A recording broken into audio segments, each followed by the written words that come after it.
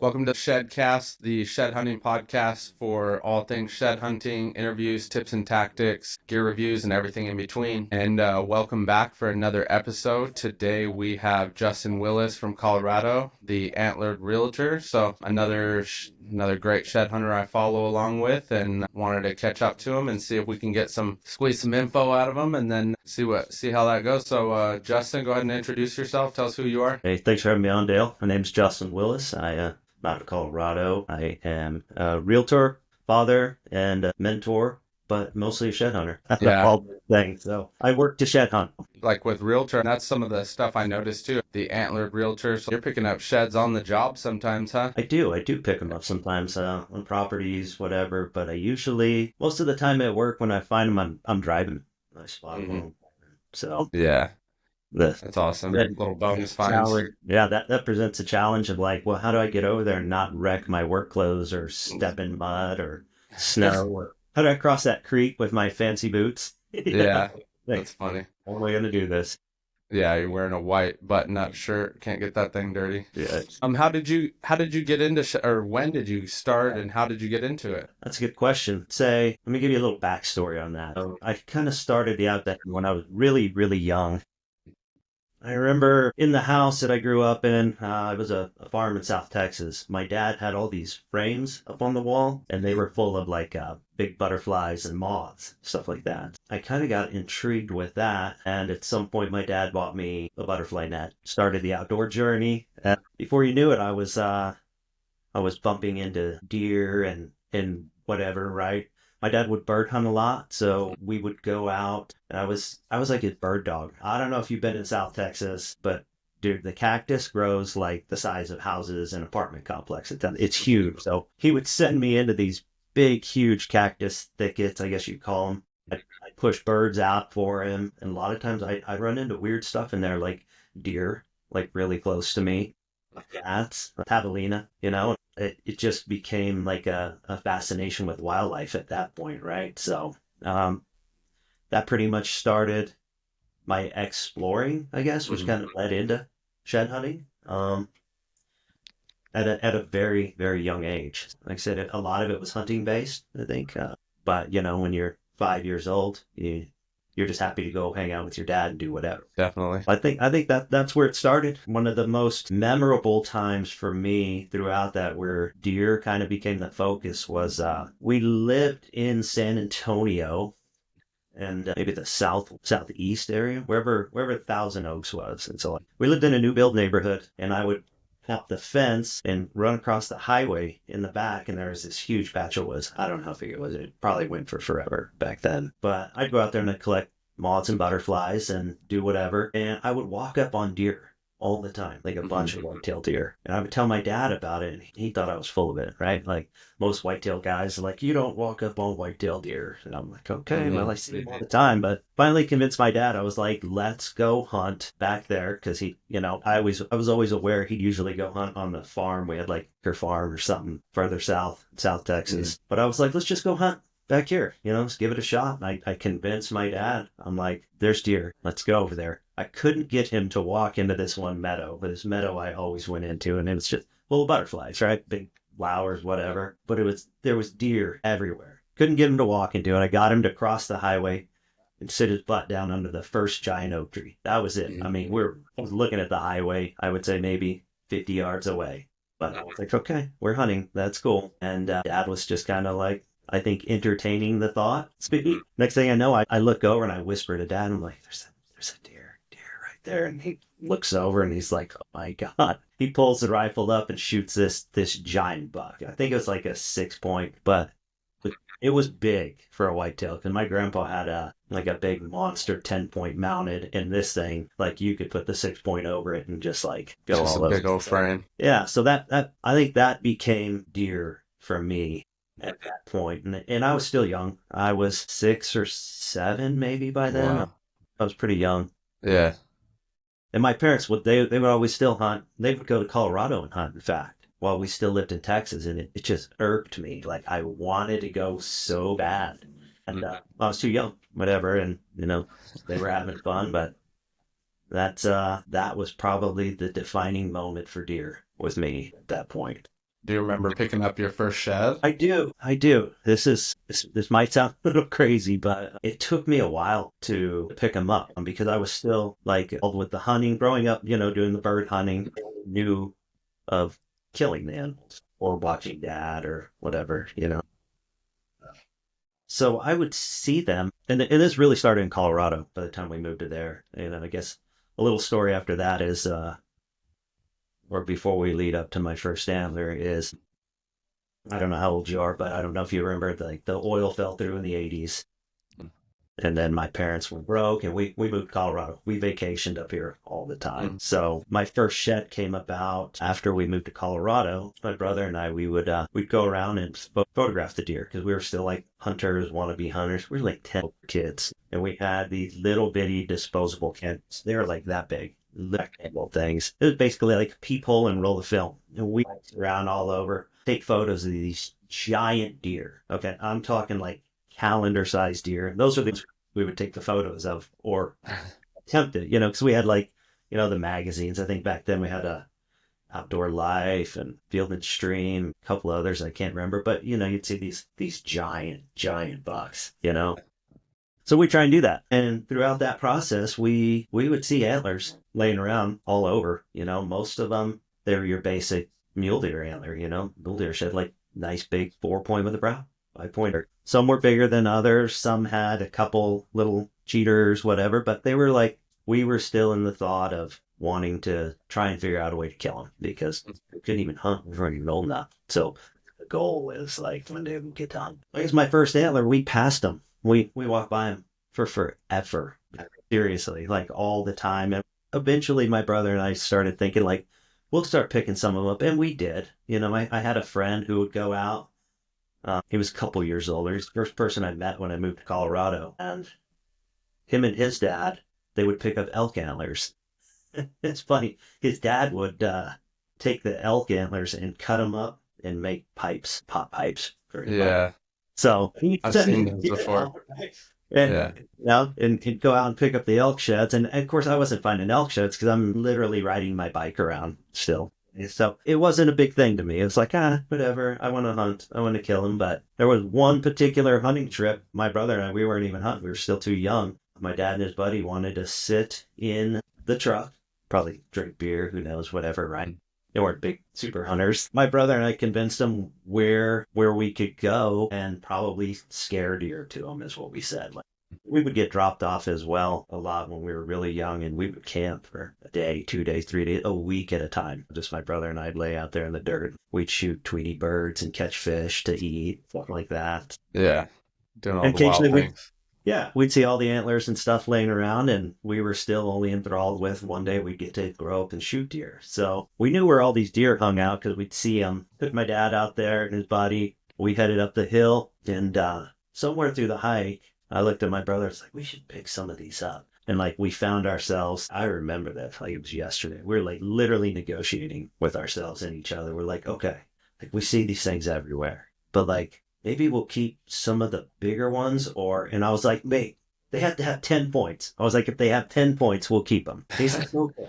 So we came up with this plan. We would keep antlers if they had 10 points each, That's per son, funny. basically, right? So my brother and I, we were trying to push deer. We don't know how to push deer, I mean, we're kids, but we were trying to push them out through this big rocky pinyon slope where my dad and his buddy were sitting in there. And we're kind of up in the rocks, and there's big tall pines everywhere up high. But man, we picked up a lot of antler that day. A lot. Giant stuff. So we both come down. There's this is like way before backpacks. I mean, I guess we had school backpacks, whatever, but they existed, right? I mean, maybe they had the Kelty like 1970s aluminum box frame things, whatever. You don't know that when you're a kid. So dude, we're coming down armloads like this, and like you have to look around because you can't see where you're going. We came down, and my dad and his buddy were like, what the heck are you guys doing? Like, you're supposed to be finding deer. And like, well, we saw plenty, didn't you see them? They ran out. Anyways, like that was probably the defining moment for shed hunting, I guess. For us at that point. Like, then the shed hunt was on. So we still kind of kept it to, we would just pick up the big exciting ones as well.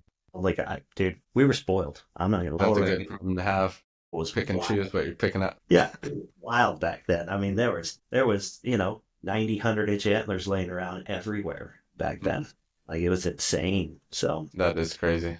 yeah, it was good. So that became the shed hunting moment for us. And we get a little older, and then we got better bikes, and friends could drive, and then girls came in, so you don't hunt as much. You get all the Get a other little cool. distracted. Yeah, exactly. But it never went away. I Yeah. remember like I owned a Bronco at one point. And I was like, man, I could get out there where I rode with my buddy. And bet there's antlers. And like we used to drive and you just stop the vehicle and look out the side of the road and just almost reach out and grab them. Find 20 or 40 in an hour and then go to town and sell them, whatever. Like buy food, all the stuff you did when you were a kid. Here in the That world. is Picked up antlers. that's funny. Do you feel like it's changed quite a bit over the years then? Texas Sure. might be different than Colorado, obviously, just because different places kind of have different challenges, but throughout the years since you started back in the 1980s, like you said, right? Yeah, I think one of the things I remember, and I think I mentioned it a couple times, not being able to hunt. Sorry about that. I realized my phone was here. I remember being upset that I couldn't hunt in Colorado, and I remember Hmm. like I could have hunted in Texas, right? And like, of course, it's still true to this day. Colorado's still a namby-pamby state, and they Hmm. just infantilize people as much as they can. Or I probably could have killed a bunch of 240-inch deer, when I was younger, watching them. I had a little side note there. I just remember looking back, going like, man, that was a difference because I could shoot a shotgun with my dad and stuff when I was a little kid. The test was probably the same one a lot of guys get. Like, all right, go ahead. If you can shoot it, not fall down, you can hunt. I remember the first time I shot it, put me right on the ground. So Yeah, I kind of figured it out after that. I know. Yeah. I remember doing that with that shotgun when I was a kid out quail hunting. And then I just remember pulling the trigger and I think it just freaking whacked me right in the face. So I guess to answer your question, has it changed and whatever? Like it's changed in many, many ways. Obviously, the amount of game out there probably definitely mature game. So there Mhm. used to be an age bracket out there of deer and elk that it was just it was perfect. There was big deer everywhere. You would find not only big deer, but regular deer, does, smaller bucks, almost in every corner you could peek into, right? They were just everywhere back then. In the crappiest, rockiest places, in the cliffs, and in the thick timber, above timberline, the valley floor, like you used to find deer everywhere. I would say that's probably the biggest attributing factor as to why shed hunting has changed so much because the animals aren't there. I don't agree with a lot of the counts like CPW and other things put out like, oh, there's plenty of animals. I've Yeah. met I've met one real honest game warden who's like, yeah, he's like the state is in trouble animal wise, and we've had those conversations for 10 plus years. Wow. So I think that's the biggest change, and of course, social media. Here we are in social media. Everybody is the expert, or they want to, I don't know, be popular or whatever, because there's many reasons, right? People do. I think that helped create the awareness and the allure of it all. Check Yeah. that out. So, yeah, you have a lot of people try it. I think you have a lot of people give up, to be honest. A lot of people probably don't try it real hard. But, when you're an old school shed hunter, it just takes one person out there getting lucky in front of you. They can change things. So, Yeah. I used to have, I would call it, I'd had the woods and like the town that I lived in to myself, basically. And I had the ability to pick up generations of deer and elk. Like basically, once they got big enough to have distinguishing characteristics or whatever, pick up scars on their faces. Like I get every antler that they ever grew. So, and it took a lot of work. It was not easy. There Yeah. was a few bulls I chased over the years, and it wasn't every. It took me years to match some of these dudes up too, and I'd find them 20 miles away one year. I'm like, well, that's why it took me 5 years later, to find Hmm. find a set from 2004 or whatever. So that's some of the big changes. There's a lot more people out there, and the ability to do it and kind of get scientific with it. I definitely got kind of scientific with it, if you will, through photographs, right? Like we all carry phones now. I used to have the little disposable cameras. So that was the first thing, that we had as kids, right? Like we would find them and just take photos. And well, heck, sometimes photos would turn out, sometimes they wouldn't because you have to go get the film developed. But it basically started the record keeping because I had an ability to see the photograph of it and know when I found it and where it was, how it was.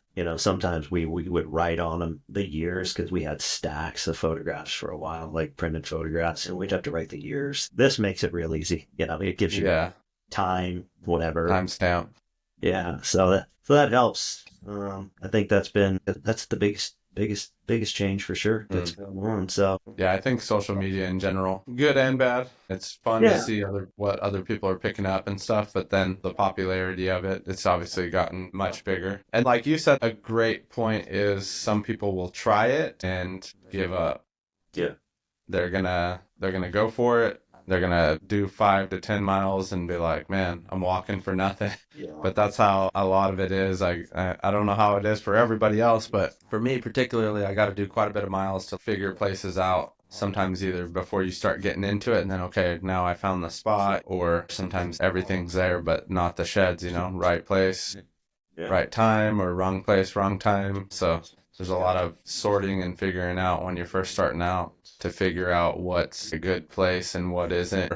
Yes, there's deer and elk there, but is it the bulls or the bucks versus the does and the cows? There's so many things to sort through to get it figured out. But like you said, when you're watching these deer for years, you kind of get figured out where they're going and whatnot, or you're getting lucky and you're getting into the right places right away. That happens for people that pick up awesome sheds laying out there what they never even knew that deer existed or something. Some of those deer are just in the shadows the majority of their life. Yeah, for sure. There was a time when my kids were younger, as I really kind of got into the peak of being really good at shed hunting, where there were some deers on the outskirts of town that I would chase. I would say, like, they'd come down from the higher country in winter or whatever. I would pick some of those deer up every year, and there was a few of them that I would have down to the date, depending on what the weather was doing, how much snow had happened, how cold it was. When I noticed they stopped rutting,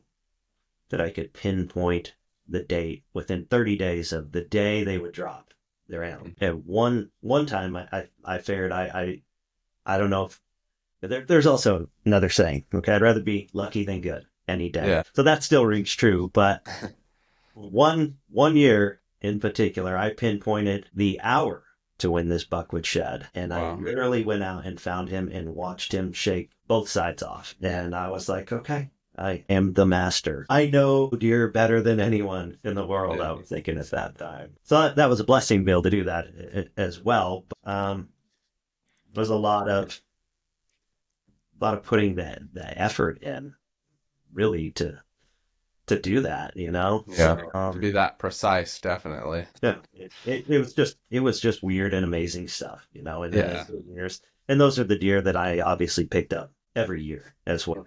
You could narrow that stuff down. In fact, I got a photograph last night from a buddy. He sent me a picture of like a 200 and maybe a 230 mule deer just got killed by a mountain lion on a big chunk of private property where he coyote hunts, right? And that deer, we were kind of watching him earlier in the year for the early mountain rifle hunt, and I had another buddy who had a tag. This buck had been running around above timberline. That really wasn't so big. Anyways, he was sending me videos of this deer, and I was looking at this deer, in velvet. Like, we literally have 2 antlers to that buck already, 2 of them. Like I said, this is real recent too. And I told my brother about it because my brother actually picked him up.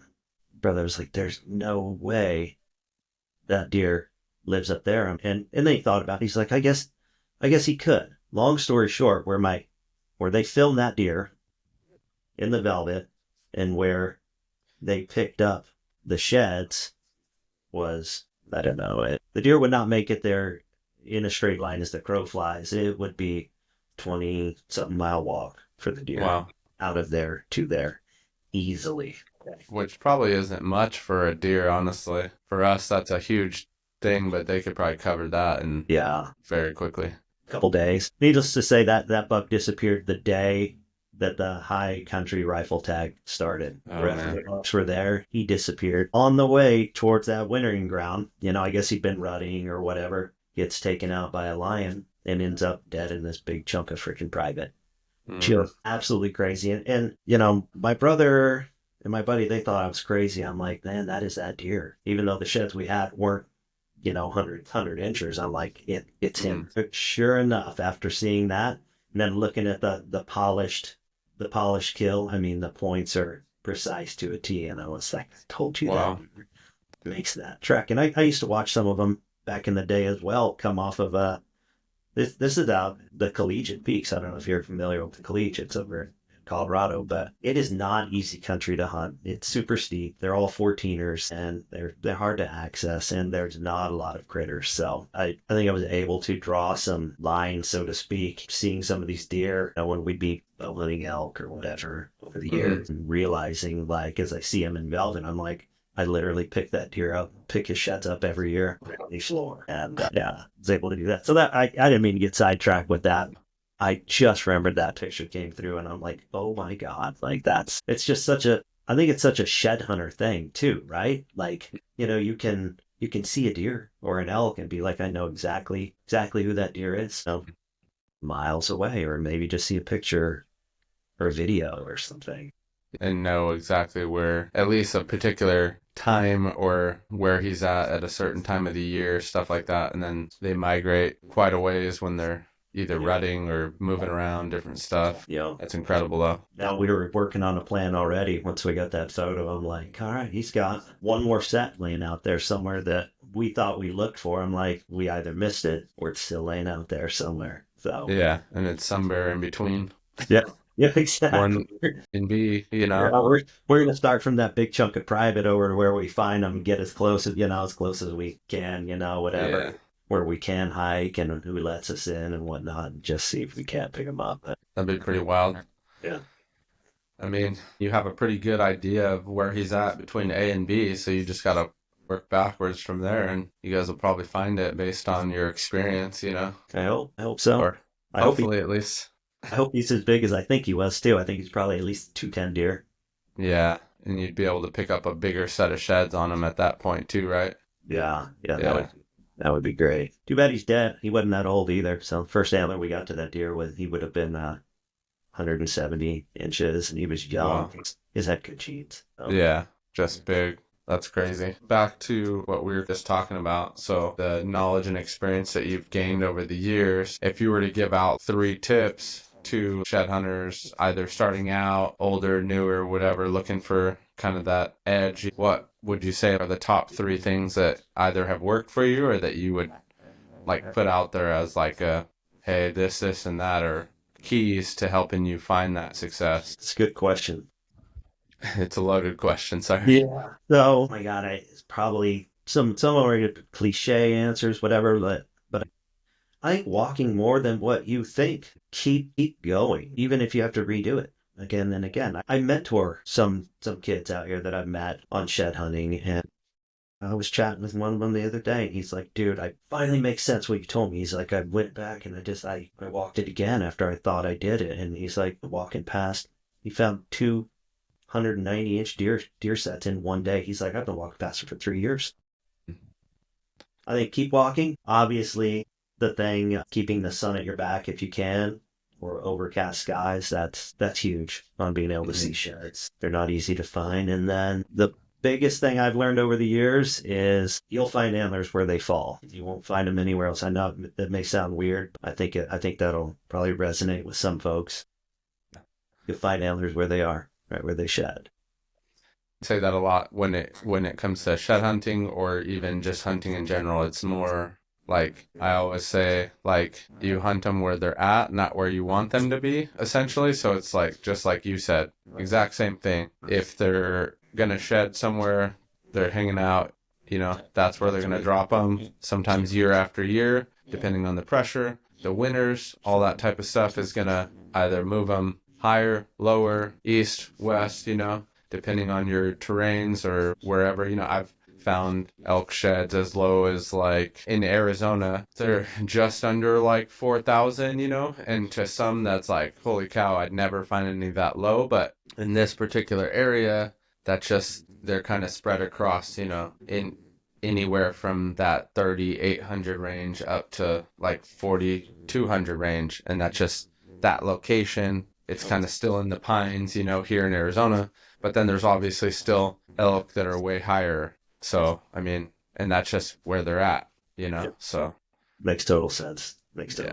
total exactly. No, that's a huge point. I mean, when it comes to hunting too, it's the same thing. You can want them to be in an area, or an area looks absolutely perfect, but that's just kind of, if they're not there, they're not there. There may be a reason, or they may be just literally in the next canyon over, so.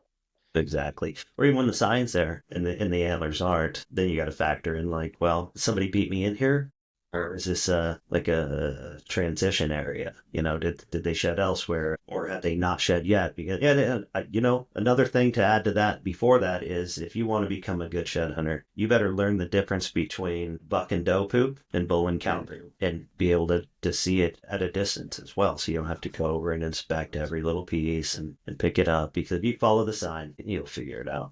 Because they do every year, like they'll change. I may pick up certain bucks or certain bulls within a drainage or whatever for years in a row, and then they're gone, and it takes a while to turn them up.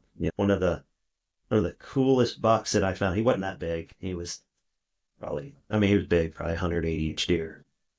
There was this, he would literally shed out on a rock cliff in between and behind these junipers. In order to access this bed, oh my God, it was crazy. Like when I found it, I was just following a deer trail. I'm like, I want to go around this thing. I was like, looks like a rock cliff, and I don't want to fall down and die. Well, there's deer tracks, and I'm like, there's a little dirt, like I'm gonna follow it. So I followed it. I walked in between two big junipers there, and on one side, underneath one juniper, there was two sets of sheds stacked like that. And on the first juniper I came to, there was one set of sheds stacked like that. They were all three from the same deer. And what he did is he shed. The oldest set was on the bottom of the two. The middle set was over on the other tree, and his newest set was on top of the Wow. And that, 6 feet apart. That's crazy. It was absolutely crazy. So I never found the deer again. I couldn't find him after that. But I just, it goes into the keep walking, I guess, Just keep going. Once you think you've got everything figured out, you haven't, I promise you. Yeah, no, that's definitely absolutely true. My buddy Jake Kreckman was just kind of reiterating to me as well. Same exact thing. AZ Bones, or now he's Bones Outdoors. But he said the same exact thing the other day. Just, I won't even leave a place until I've covered at least like 30 miles in an area. And I mean, it's proven, he's picking up sheds. And just like you said, we're identifying like the right place, the right time, kind of all that stuff. And you're like, man, I'm just not finding anything. Or just how you mentored that other kid, keep looking in that area though, instead of giving up right away. You walk this stuff and you're like, oh, I walked 10 miles in here. They're not in here. Yeah. You might need that 10th mile to find it, It's just that simple sometimes, Sometimes more complicated, but sometimes it's also that basic too. It's just you're in the right place. You just need to cover the ground now, So sometimes it's not. You'll find them eventually, or you'll find you don't need to hike there. So either way, it's a win-win, right? Like you're gonna gain clarity. So. Now that's a solid point. Do you see common mistakes that people make, i.e. like not walking enough probably is one, but are there any other things that stand out to you that you're like, I don't know what they're doing, or vice, something like that? Well, that's a good question. So I'll speak to the common mistake that I make a lot. Mm-hmm.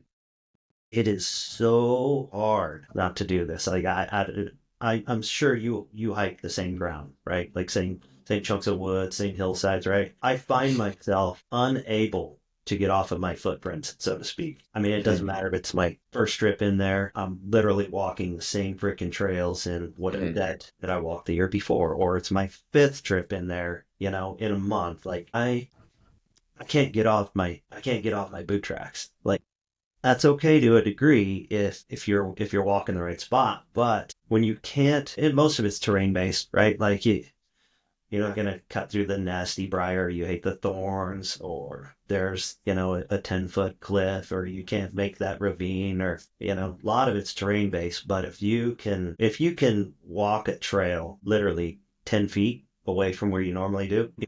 So I think a lot of guys walk the same stuff. I've gotten a lot of permission over the years from landowners, They're like, yeah, I shed hunt too, but I'm done. I found them. There's no more. Have at it.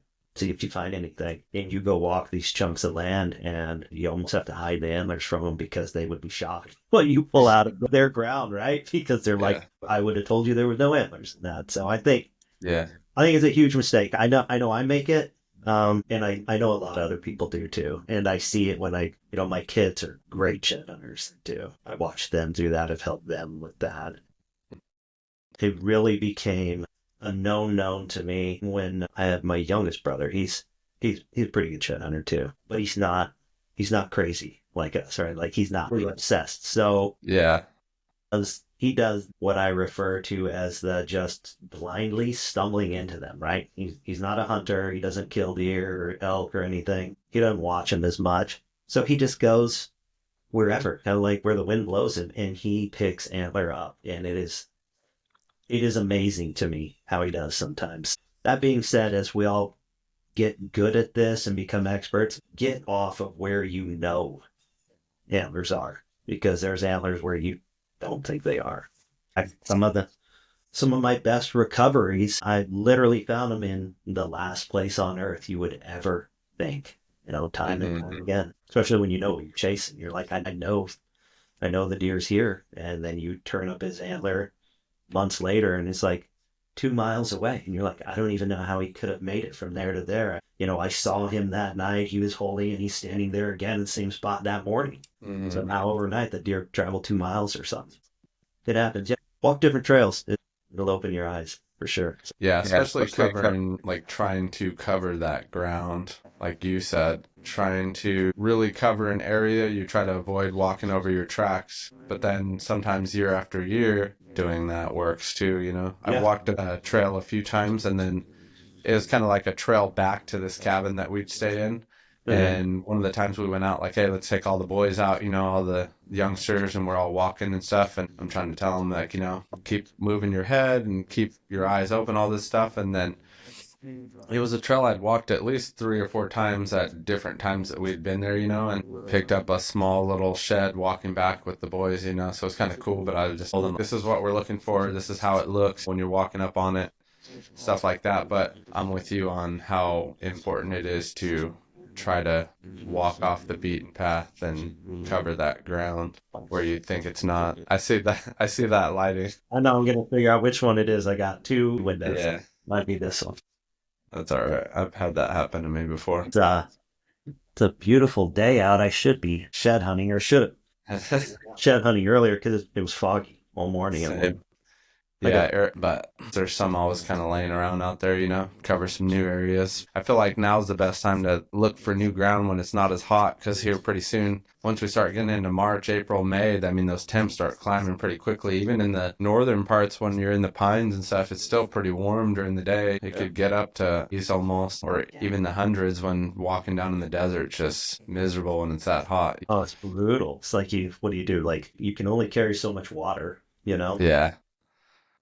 That's rough. We get temps like that. Not as hot as you get, but I tell you what, the Front Range in southern Colorado and parts of New Mexico I go to, like 90 degrees with a pack on, like 5, 6, 7 miles in rough terrain. That's, I gotta be honest, it's getting harder for me, like almost 50 now. So it gets a little tougher, but I mean, that's friggin' hard.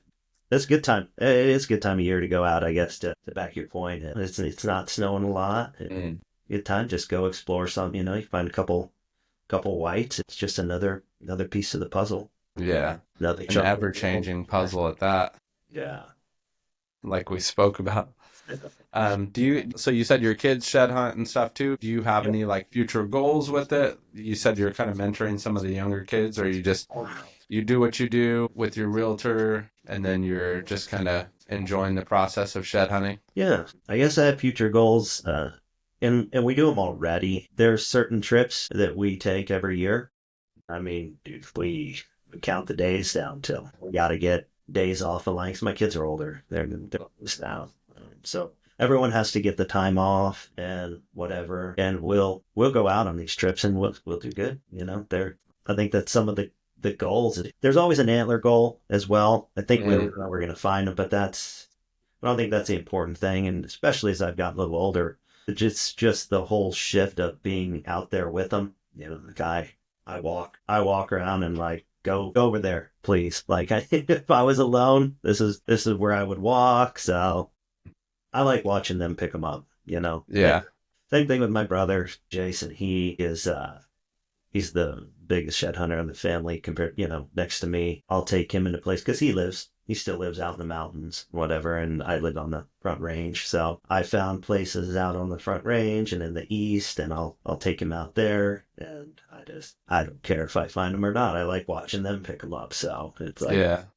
I think the goal shifted. Like what's more important to me now is watching people enjoy themselves picking them up. Like I don't know if that sounds weird or cliche, but that's literally where it lies for me now. Watching Yeah. people kind of like put the pieces together for whatever and be like, oh my God, I finally found a brown whitetail or whatever, like they're impossible. Or I finally found a brown whitetail that's over 80 inches. Like, and you just watch people fall apart like that. Yeah.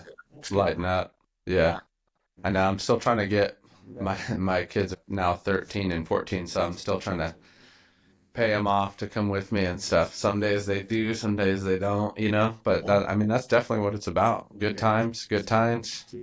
I'll give you a little tip that I did with my kids. Take them out there. You can see them ahead of the kids. Kind of gently guide them to them. Don't pick them up. Don't point them Mm, out. Let them stumble into them. Let them start finding them, and then it kind of ignites that little fire. So I mean, yeah.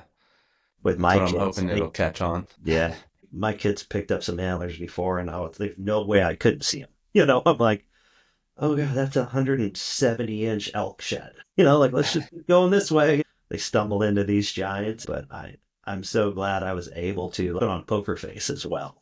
I mean, Like, I didn't even see like, that. I see a 2 point, I'm like, whoa, and it's the same thing. You see a giant Yeah. elk, and you freak out every time. You like to get them out, just let them find them, whatever. I was thinking about bringing out a couple small ones, like tiny enough to like fit in my pocket. Yeah, that too.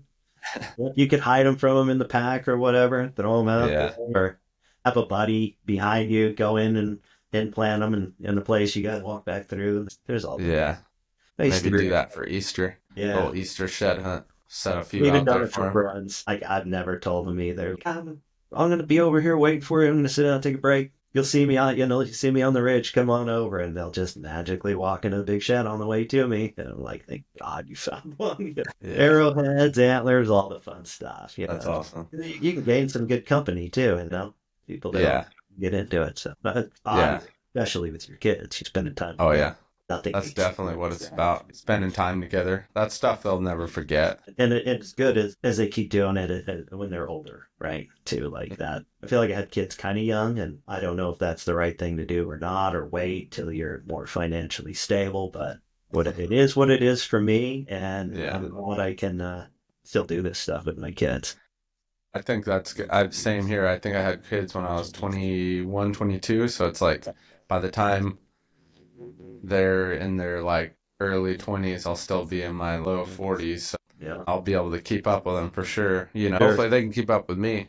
I got to keep going. I was really happy. It sound weird. I was really glad to see my son now. He can now hand me my butt on the side of the mountain, which I wondered when that would happen. Like the last 2 years when we go out picking a elk sheds, I'm like, I can't keep up with him.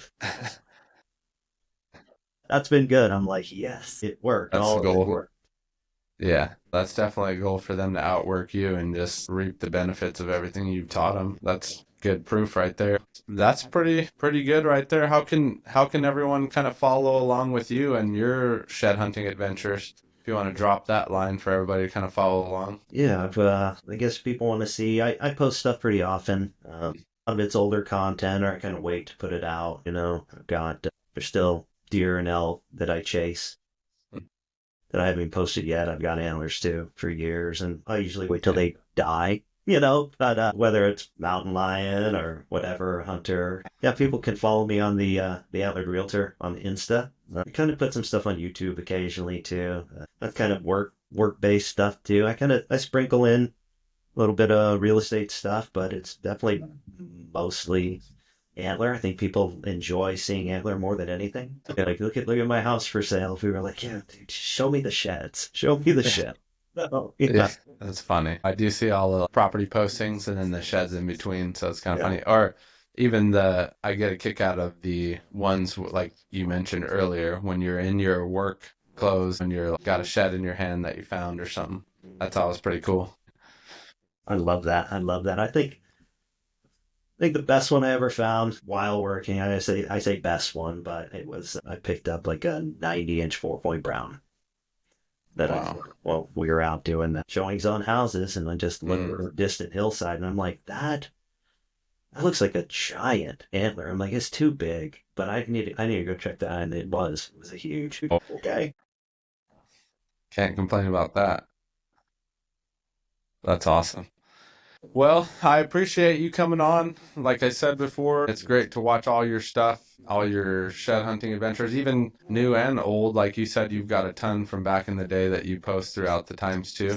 It's cool to see all that. Cool to have other people on and kind of get their story and perspectives on things too. Yeah. So I really appreciate you coming on, chatting with us, and then going from there, and then watching all your future stuff too. So if I'm ever in Colorado, I'll hit you up. We can hit the hills. Yeah, do it for sure. It'd be fun. I'm gonna try to make. I want to try to do some out of state trips this summer, so we'll see if I can get a chance to or not. I have a friend of mine. We've got a tentative Arizona trip. Oh, really?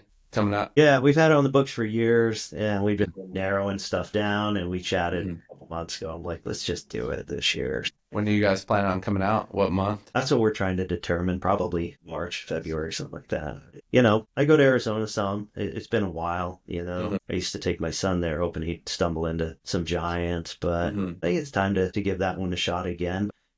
Part of the hard thing about shed hunting is literally if you take your eyes off of one thing, to go for another, you might be Yeah, missing out. So yeah. Change your lineup. It might take you either to it or away from it. yeah, or exactly, or if meaning like, well, if I because I travel every year for shed hunting too. I'll hit New Mexico, Wyoming, Colorado. Like I said, it's been a bit since I've done Arizona, but you can't pick them all up. You can't be in 4 places at once, so it gets Yeah, I see what you're saying. It is tough.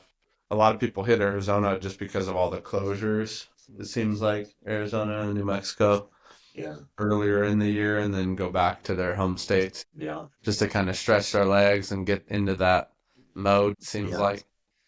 What's your favorite critter to pick up? Mule deer, I, whitetail? elk are nice because they're big, but I don't know, I kind of like everything, but I think the best ones that I like are mule deer. I just like big, just huge typicals. Obviously, I like all the kickers and different stuff too, but big typicals are always really nice to find. One of these ones I actually have here. This one's one my uncle actually found, but this is a nice Arizona big old just heavy typical. Yeah, that's got some good So ones.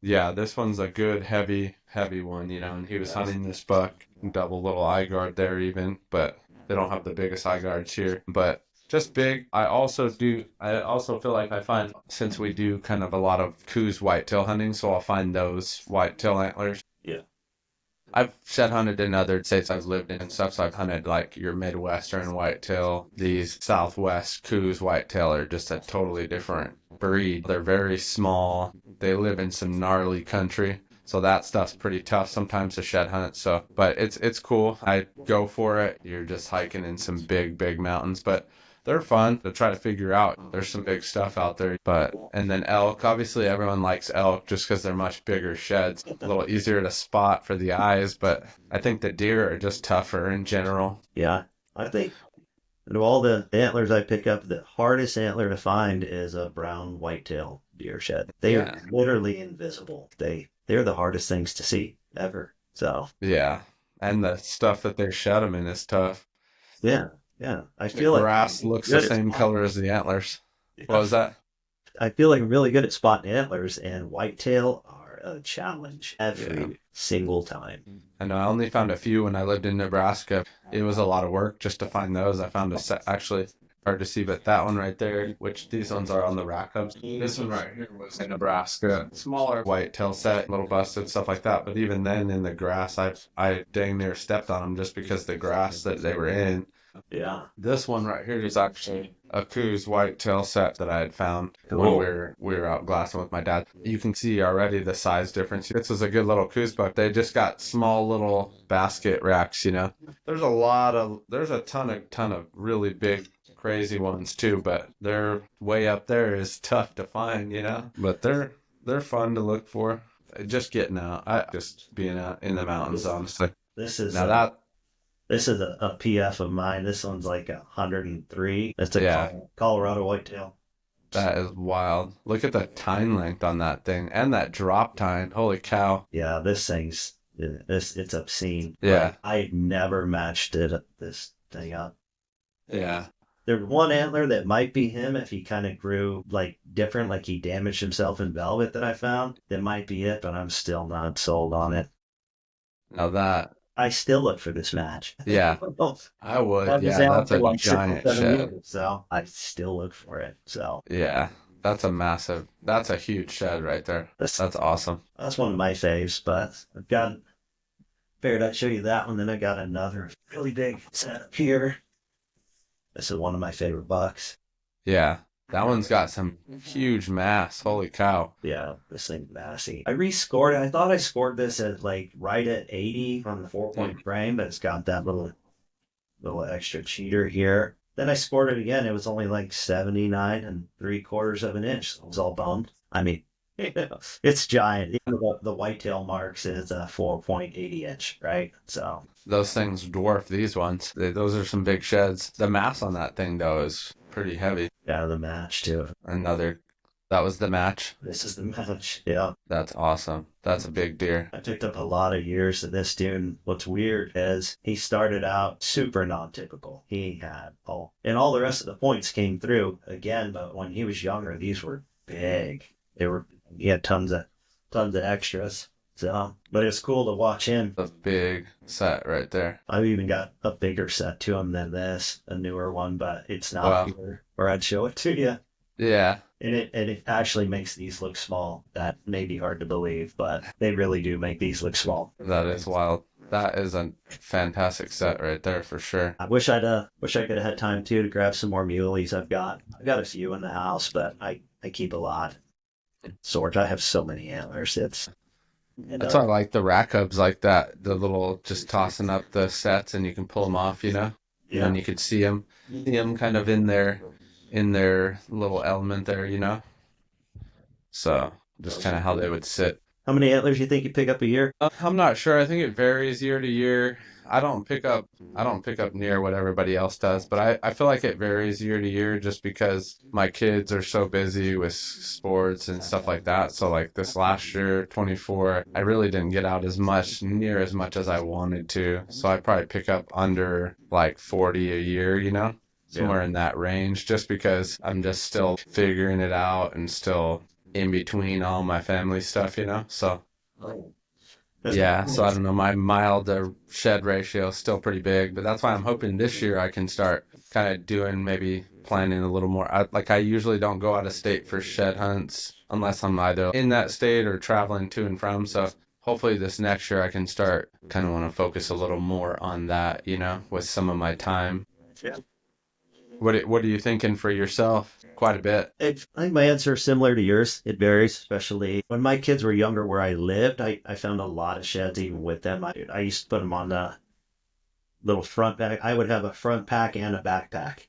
My kids were tiny, and I'd take them out. But I lived, in the middle of shed country, right? Mule deer elk everywhere. But I think nowadays, work cuts into shed hunting tremendously. As it Yeah, does for everyone, definitely. right? Yeah. But I think I can still probably, I think I have a goal again. I hope to find, I don't know, maybe 300 again this year, maybe a little more. A couple of years ago, I think I put up 200 whitetail or something, and then 100 muleys and only like 40 elk. The elk seem to be the harder ones. Like it's hard to break out of the numbers of, right when you get to 40 or 50.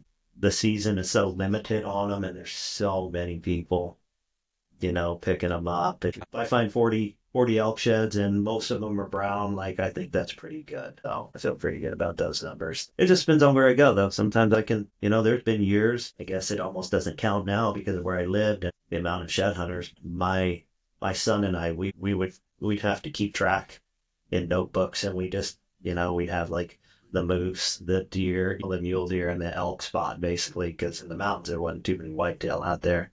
And we would do little check marks. There were some years like we found combined, 800 sheds, in a year. Wow. Yeah, that's Yeah, still on my bucket yeah, list.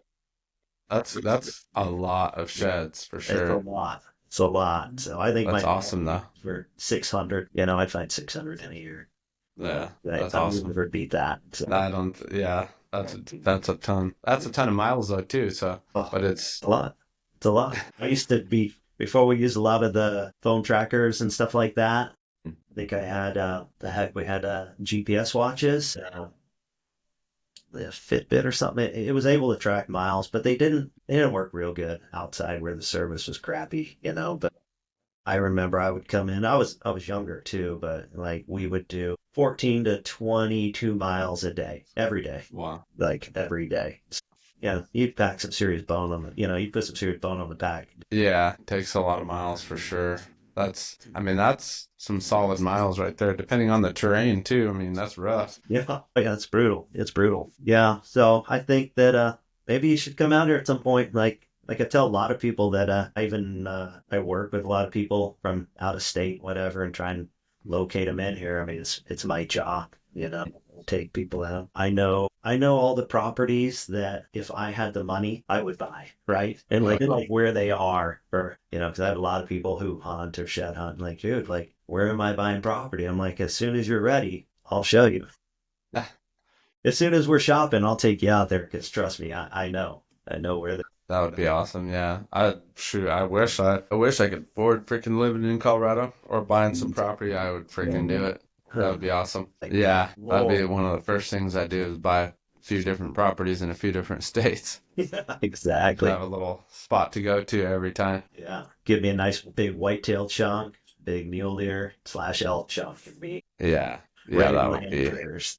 I'd that's love. the dream right there for sure. Yeah. Just having your own little spot and all these different little paradises and You just know, enjoying it. sure. Yeah, you'll have to let me know. Let me know when you guys come to Arizona or when you're planning it. We could try to work something out, Yeah. and then go from there. See if we can get into some areas. Let me know if you pop out this way. Yeah, I definitely will. And then we'll go from there. I appreciate you coming on. We'll wrap it up here. And thanks everybody for listening to Shedcast. Justin Willis, the Antlered Realtor. So follow along with his adventures. And thanks again, Justin. Thanks, Dale. Appreciate you, man. Have a good day. You too. See you.